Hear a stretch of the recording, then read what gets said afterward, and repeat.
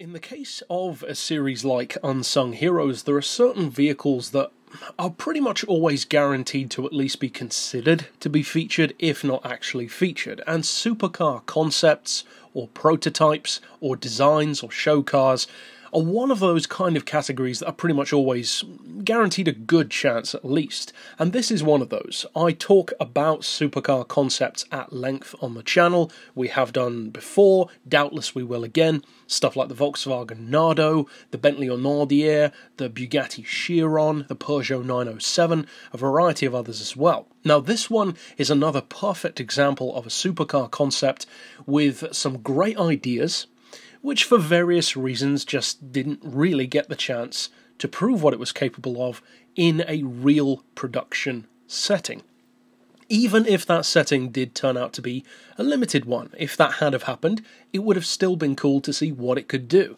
Now this vehicle in particular is one which reminds me of one other car in terms of its design, and that is the B Engineering Adonis, which anyone who's watched my top 50 favourite cars list will know that I like that car quite a bit. Now I don't like this one as much as that, but I definitely love the design of this car, especially from the front end, and the centrepiece of this car's design, which incidentally was done by Italdesign Giugiaro, is doubtless the windshield. That arrowhead design I personally think looks fantastic on this car.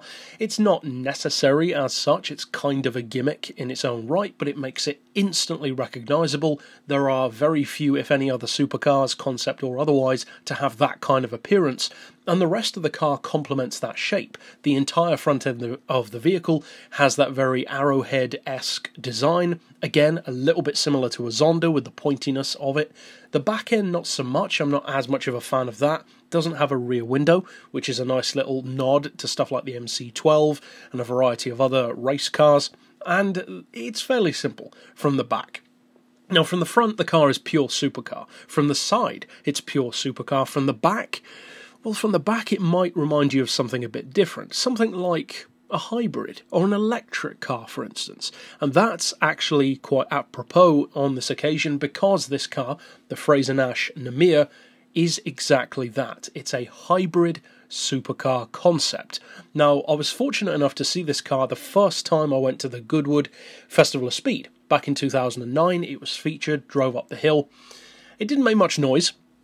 And the interesting thing about the car, being as it is a hybrid, is the way it approaches being a hybrid, because there are a number of different ways of doing that. You can have hydrogen hybrids, electric hybrids, turbine hybrids with stuff like the Jaguar CX-75, whereas on this occasion they went down a very interesting and I would say pretty cool route. Now the car has 4 electric motors for drive, in pairs of 2 for the front and back end. The battery packs are actually located in the middle of the car for very, very good weight distribution, and even with the battery packs on board, it only weighs 1,450 kilos, which is really good, actually.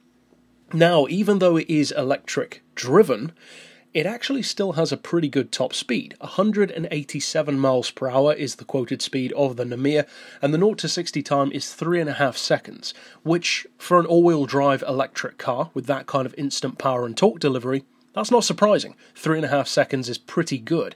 But how does it develop its power? And speaking of power, how powerful is it? Well, that's the surprising thing, because it's not as powerful as you might expect, certainly not as powerful as you'd think it would be to get that kind of performance, and I would say not as powerful as it looks. You might assume a 600 or 700 horsepower motor, but in actual fact, it's got 362. That's no way near the kind of power that you'd assume a car like this would have.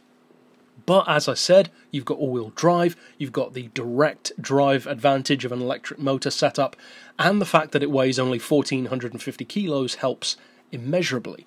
Now the power is actually generated, and this might be my favourite thing about the car, by an 814cc petrol-driven rotary engine. A very interesting choice for an Italian design based on a returning British car company. Frazer-Nash is an old-school British mark. Doesn't exactly sound like a British company, sounds more like a French one, but there you go. It's in a similar kind of vein to stuff like Spiker, where it's a resurrected name with new technology applied to it. In the case of this car, very literally so. So across the board, I find this to be an intriguing car design. It looks fantastic from the inside, from the outside. I already mentioned the Adonis connection in terms of its visual design, but with the interior as well, it actually looks fairly similar to that car also. Now, in terms of its ultimate production, well, it didn't get one. That's the unfortunate thing, of course, but again, it's not too surprising. There are plenty of supercar concepts, designs, prototypes even, ones which you could argue came close to being produced, which just didn't, for various reasons. We mentioned some earlier, like the Volkswagen Nardo, for instance. It's always a shame when that happens, but at the same time, the more of them that you learn about, the less and less surprised you become. And that really is a shame. When you stop being surprised by good things not happening, that really is unfortunate. But for various reasons, the Namir never had its chance, and that, I think, is a shame, because Britain doesn't exactly have an amazing showing for supercars at the moment. You've got a couple, the 177 from Aston Martin, the McLaren P1, you've got a couple of others, but especially on the hybrid front, there's not as much going on. It tends to be companies like Rimac and various others in other countries that are pioneering that sort of stuff, so this one I think would have been pretty cool, but overall, it didn't get its chance, and in the video as well you can also see a couple of shots of an alternative version in kind of a black and green livery with the rear wing. Not sure about the specs on that one, but it's shown alongside the original. I believe it may have been a little bit lighter and fairly obviously a more track-focused version, but with the same essential power plant. So again, the potential was there, the design was effective, I think.